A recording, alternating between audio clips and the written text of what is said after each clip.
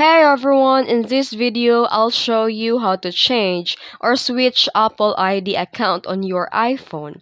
Let's get started. First, open the Settings app on your iPhone, then at the top, tap your name or Apple ID. Scroll all the way down and tap Sign Out. Enter your Apple ID password and turn off Find My iPhone and confirm sign out. And after signing out, go back to the settings and now tap sign in to your iPhone and enter the new Apple ID and password that you want to use. And wait for the few moments while your iPhone signs in and syncs your new data.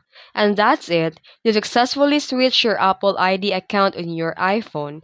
Now you can access your new iCloud, App Store, and other Apple services using your new Apple ID. If you found this video helpful, don't forget to like and subscribe for more tutorials. Thanks for watching!